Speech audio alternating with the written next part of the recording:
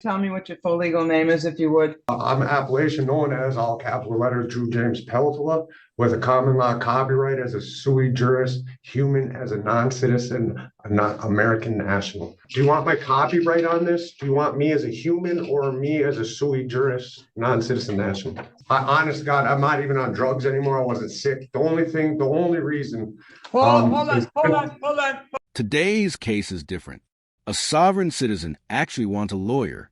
That's rare, because they usually say they don't need one. The problem is, he won't stop talking, and his lawyer keeps trying to quiet him. He thinks the law doesn't apply to him, but still wants legal help. Let's jump in.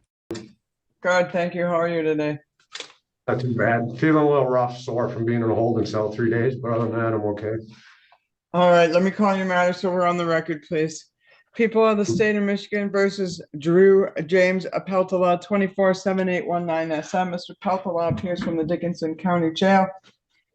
Counsel at first appearance is Abby Anderson, who appears via video Zoom.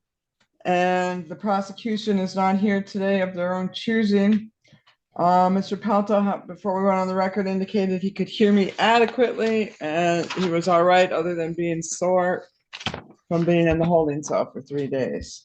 In respect to the matter, then, Mr. Peltola, I do have an advice of rights here with your signature. I do see it looks like the copyright insignia. I know that we have discussed the issue of the sovereign citizen in the past. Mr. Peltola, can you tell me what your position is today, please? After telling me what your full legal name is, if you would. Okay, I'm an appellation known as, all capital letters, Drew James Peltola, with a common law copyright as a sui juris human, as a non-citizen, a not American national. That's defined in the United States Code. I'd like to have my lawyer finish talking. She told me not to talk unless she could talk first. This guy says he's a non-citizen and an American nationalist. I honestly don't know what that means. Even his lawyer looks confused. Sovereign citizens come up with crazy ideas, but this one is on another level.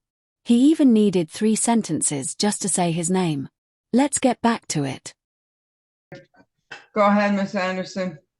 Thank you, Your Honor. I have discussed these matters with Mr. Peltola. First, he agrees to be referred to as Mr. Peltola for purposes of these hearings. We have gone over both the advice of rights for misdemeanor and bond violation. He indicated he understood and signed both. As to the allegations, we went over the maximum penalties. We would waive the formal reading. He is tendering not guilty pleas and requested an attorney. Ms. Mashik-Lasala has assigned Nancy Schaub to represent him. All right, very well. As indicated by Ms.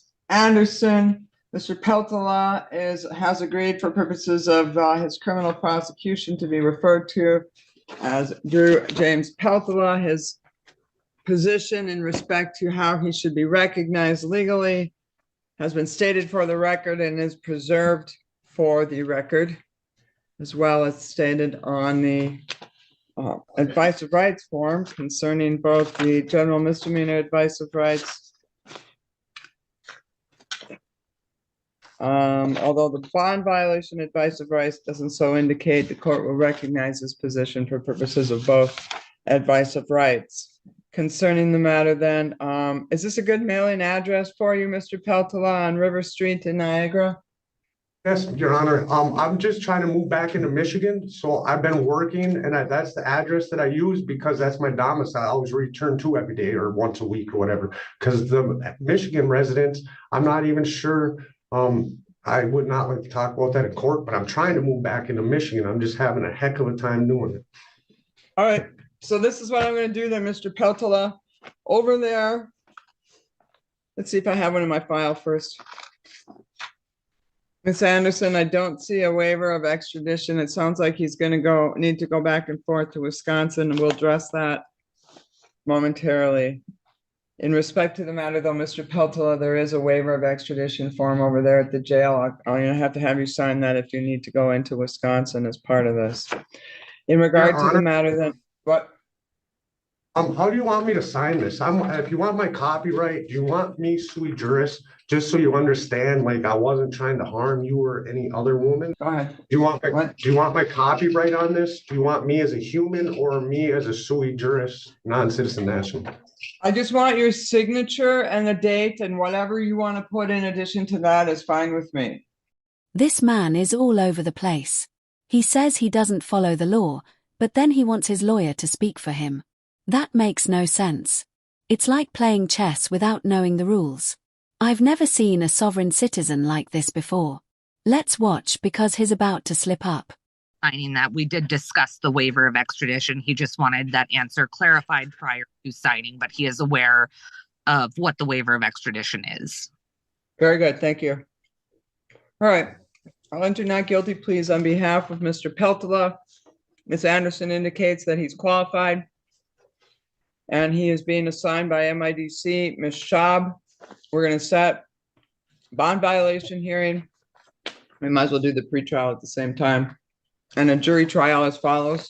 Do you want the jury trial within 20? Yes, just to be safe. Okay. Pretrial conference and bond violation hearing on February 21st at 1:45 p.m. Jury trial March 8th at 9 a.m. All right, you'll get these dates in writing, Mr. Peltola. In respect Yes. to the waiver of extradition, then I want to go over it with you briefly as well. All right, cool. In I can respect- wait. You want me to stop filling this out? Really, all you need to do, yeah, go ahead. You finish, and then I'll go, and then I'll talk. You let me know when you're ready.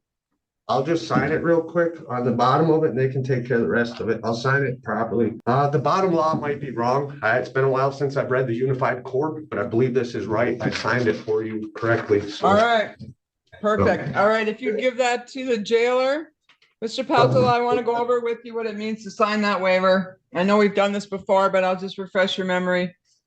And let me start by saying, so long as you come back to court voluntarily for all your court appearances, this does not become Okay. relevant. But if you don't come back to court, let's say, for example, you stayed in Niagara or somewhere else like that, normally you're entitled to what's called an extradition hearing before you are returned to Michigan to fight the charges that you didn't come back to court for. Yes. Under an extradition hearing umbrella, you have the right to an open court hearing. You have the right to have a lawyer at that hearing. And if you're indigent or without funds, one is assigned for you. The purpose of an extradition hearing allows you to challenge the legality of your arrest and return to Michigan. For example, you could demand issuance and service of a Michigan governor's warrant for your arrest. You have the right to obtain a writ of habeas corpus. Like I said, all to challenge the legality of your arrest and return to Michigan. When I you won't sign a resist. waiver, what? I said I won't resist, man. I'm just explaining to you what that document is that you're signing, okay, for the record, that's all. I'm not suggesting, implying, or anything else. I'm just explaining, all right? Thank you. All right, so when you sign that waiver, then what that means is, and like I said to start with, so long as you come back to court, everything is hunky-dory or everything is all right. But if you don't come back, when you sign that waiver, you have given up your right to that type of a hearing that I just explained. Do you understand that? Yes, Your Honor. All right, so that's what that means. So when I'm setting bond, I need that form back because I'm going to do the following in respect to your bond. And this can cover both the bond violation and the underlying charge of disorderly.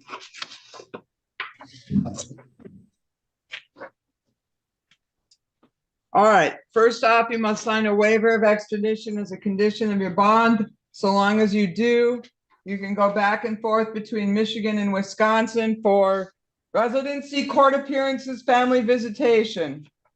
If it expands beyond that, talk to your lawyer first, okay? Yes, Your Honor.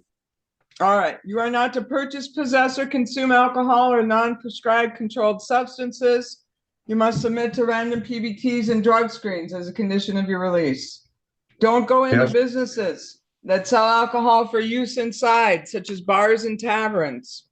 Do not engage in any assaultive, threatening, harassing, or intimidating behavior towards any person while you are on bond. All right, so you are in one of those unique positions, Mr. Peltola, where you have come before the court for your arraignment. already behind you, or what you're being arraigned on, is both the underlying charge and a bond violation. So usually people will have an underlying charge, and then whatever, week 2, 3 later, they come back with the bond violation. And when people are arraigned, I always give them a talk and tell them that if you come back with a bond violation, you're going to make it really hard for me to say, gee, I should let you back out into the community again. You, however, have not had that talk. You are having it today, and you are having it on both the underlying. He already broke his bond, so I don't get why the judge is even thinking about letting him out. He says the government has no power over him, but now he's asking the judge to free him. If he doesn't believe in the rules, why use them when it helps him? Let's see what happens. Peltola, I'm going to set the bond accordingly and give you the benefit of the doubt. But if you come back in here with another violation, I'm going to say, gee, Mr. Peltola, I had the talk with you and you went out and did the same thing I told you not to do. So I'm telling you, don't violate your bond and make me have a reason to keep you in custody pending resolution of your case. I'll set your bond right now at 1,000 PR. That's on both the bond violation and the underlying charge. They're going to let you back out, Mr. Peltola. Don't go back out and start drinking and do this again, because, like I said, you'll leave me no choice. All right? Oh, Your Honor, honest to God, I'm not even on drugs anymore. I wasn't sick. The only reason.